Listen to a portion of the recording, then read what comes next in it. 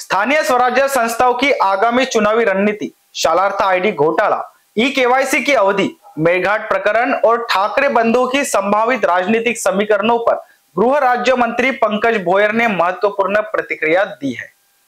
भोयर ने बताया कि स्थानीय स्वराज संस्थाओं के चुनाव स्थानीय कार्यकर्ताओं के नेतृत्व में लड़े जाते हैं। इसी कारण वरिष्ठ नेतृत्व ने यह अधिकार स्थानीय स्तर को सौंपा है कि वे तय करें कि चुनाव स्वबल पर लड़ना है या महायुति के स्वरूप में। उन्होंने ये कहा कि अधिकांश स्थानों पर भाजपा मजबूत है, इसलिए वहां स्वबल पर चुनाव लड़ने का निर्णय लिया गया। उम्मीदवारों की पक्ष बदल घटना पर उन्होंने कहा कि एक दो जगह छोड़कर सभी स्थानों पर पार्टी के स्वयंसेवक और कार्यकर्ता ही चुनाव लड़ रहे हैं। शालार्थ घोटाले पर बोलते हुए भोयर ने कहा कि इसकी गंभीरता को देखते हुए राज्य स्तरीय एसआईटी गठित की गई है और जांच जारी है। यदि किसी निर्दोष शिक्षक का वेतन अटका है तो ऐसे मामले में तत्काल वेतन जारी करने के निर्देश दिए जाएंगे।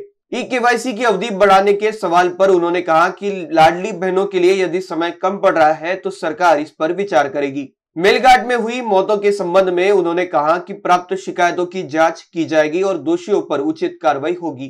ठाकरे बंधुओं की संभावित युति पर टिप्पणी करते हुए उन्होंने कहा कि उद्धव बालासाहेब ठाकरे और मनसे की जमीन पर पकड़ कमजोर हो चुकी है, इसलिए लगातार चुनावी हार का सामना उन्हें करना पड़ रहा है। एकजुट होकर चुनाव लड़ने से कुछ उम्मीदवारों की जीत संभव हो, इस दिशा में दोनों पक्ष विचार कर रहे हैं। अमेडिया कंपनी की अवधि वृद्धि पर उन्होंने कहा कि मामले की जांच के लिए समिति का गठन किया गया है और रिपोर्ट के आधार पर कार्रवाई की जाएगी। नाही, स्थानिक स्वराज्य संस्थांच्या निवडणुकी होता ज्याच्यामध्ये सर्व पक्षाचे स्थानिक पदाधिकारी कार्यकर्ते ही निवडणूक लढत असतात। अशा वेळेस वरिष्ठांसमोर देखील पेच होता की कुठली जागा कुठल्या पक्षाकरता सोडायची। अखेर तीनही पक्षाचे वरिष्ठ नेते एकत्र बसले आणि त्यांनी सांगितलं की स्थानिक पातळीवर जो निर्णय घेण्यात येईल, स्थानिक पातळीवरच्या पदाधिकाऱ्यांना कार्यकर्त्यांना त्या ठिकाणी सूचना होत्या की आपल्या आपल्या सोयीनुसार त्या ठिकाणी महायुती करावी की स्वतंत्र लढावा, त्याप्रमाणे निर्णय घेण्यात आले आणि बहुतेक ठिकाणी भारतीय जनता पार्टी ही मजबूत असल्यामुळे स्वबळावर लढण्याचा निर्णय त्या ठिकाणी घेण्यात आला। नाही, असं क्वचितच काही ठिकाणी त्या ठिकाणी घडलेलं आहे, परंतु अनेक पदाधिकारी कार्यकर्ते हे त्या विचारधारेशी जोडलेले असतात। निश्चितपणे एक दोन जर का ठिकाणी सोडले तर मॅक्झिमम ठिकाणी हे त्या ठिकाणी पक्षाचेच कार्यकर्ते हे आपल्या पक्षावरतीच लढत आहेत। आपण सर्व जाणतो की झालेल्या शालार्थ आयडी घोटाळ्याची व्याप्ती लक्षात घेतात तरी त्या ठिकाणी राज्यस्तरीय एसआयटीची गठन करण्यात आलं। एसआयटी मार्फत संपूर्ण राज्याची चौकशी त्या ठिकाणी चालू आहे, परंतु जर का काही ठिकाणी कोणाचाही दोष नसताना पगार जर का विलंबित होत असतील तर निश्चितपणे त्याची तातडीनं दखल घेऊन अशा सर्व शिक्षकांचे पगार तातडीनं करण्याचे निर्देश देण्यात येतील।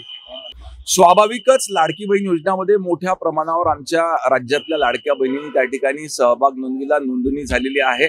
आता ई-केवाईसी करताना तो कालावधी जर का कमी पडत असेल तर निश्चितपणे याच्यावर सकारात्मक विचार त्या ठिकाणी करण्यात येईल। निश्चित ह्या संदर्भात ज्या काही तक्रारी प्राप्त झाल्या असतील त्याची चौकशी करून योग्य ती कार्रवाई करण्यात येईल। स्थानिक स्वराज्य संस्थाओं की अभी इलेक्शंस होने जा रहे हैं, वहां पे ऑलरेडी निर्णय लिया गया था कि स्थानिक लेवल पे जो पार्टी जो निर्णय लेना चाहती है, यूपी में लड़े या स्वतंत्र लड़े, उसका अधिकार स्थानिक पदाधिकारियों को दिया गया।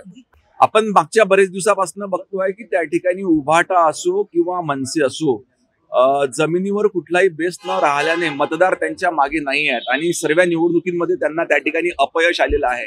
किमान एकत्र लढल्यावर तरी काही आपले उमेदवार निवडून येतील का याची चाचपणी दोन्ही बंधूंच्या माध्यमातून त्या ठिकाणी चालू आहे। आपण त्या ठिकाणी बघितलं की ऑलरेडी सन्माननीय मुख्यमंत्री महोदयांनी, उपमुख्यमंत्री महोदयांनी आणि महसूल मंत्र्यांनी चौकशी समितीचं गठन केलेलं आहे आणि चौकशी समितीच्या माध्यमातून त्या ठिकाणी कार्यवाही होते। इन बीसीएन न्यूज के लिए वीडियो जर्नलिस्ट अखिलेश के साथ अभिषेक पानसे की रिपोर्ट।